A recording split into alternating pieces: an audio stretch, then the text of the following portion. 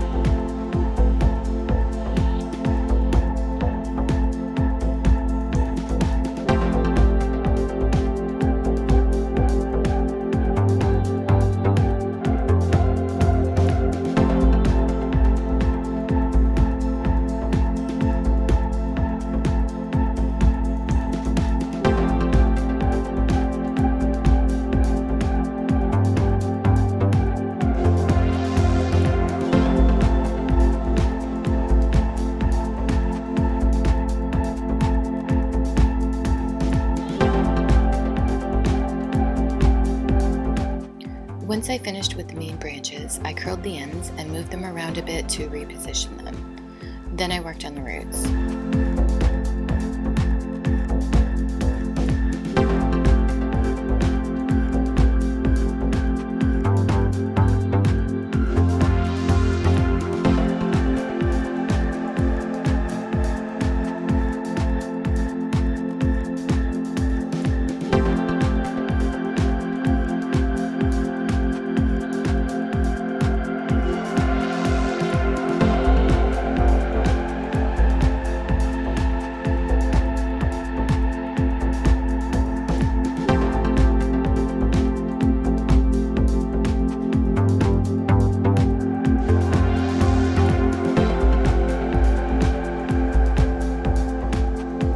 I want this sculpture to stand freely, so I was continually testing this as I was twisting the roots into form.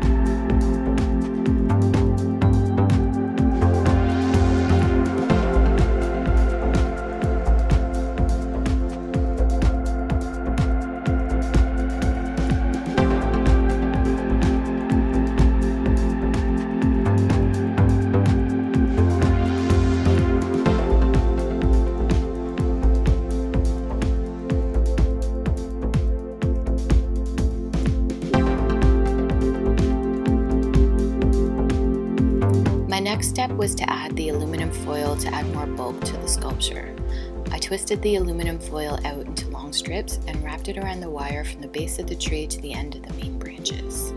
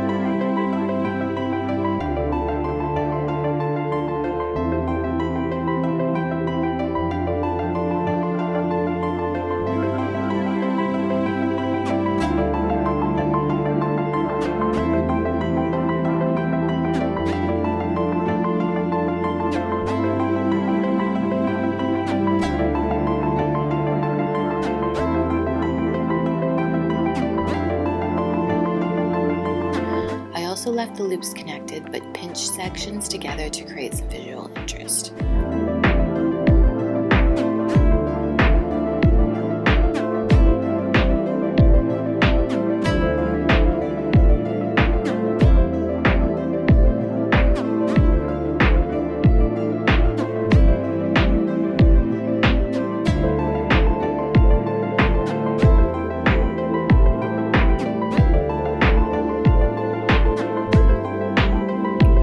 I have two smaller gauge wires that I wanted to try as well. On the thread spool is a very thin black wire which I used for the additional smaller branches.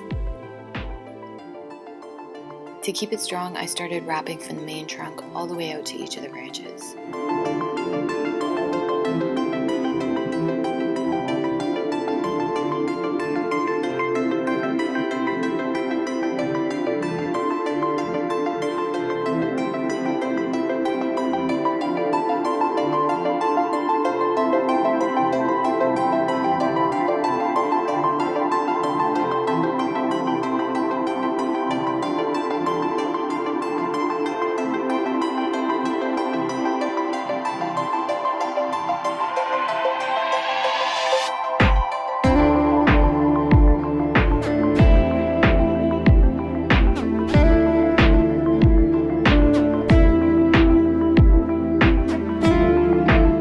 The other spool is a floral wire, which has more texture to it, so I added it to the roots, again starting from the main trunk and working my way out to the end of each root.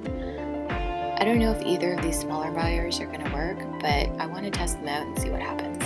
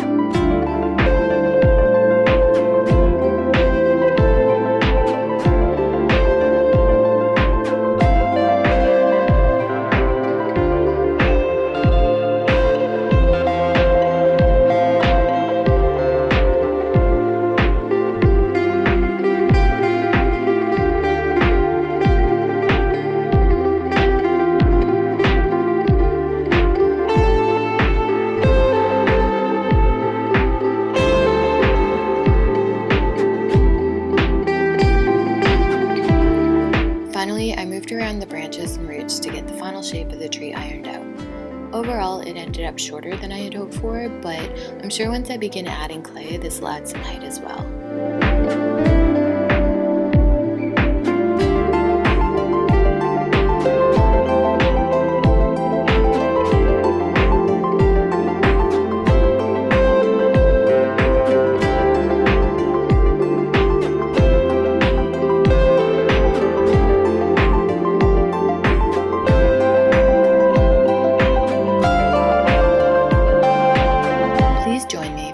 Video where I will be sculpting over this wireframe using Super Sculpey. I'm a little nervous because this is very small in comparison to some of my other sculptures, so fingers crossed that my fingers have enough dexterity to work at this scale. See you next time, and thanks for watching.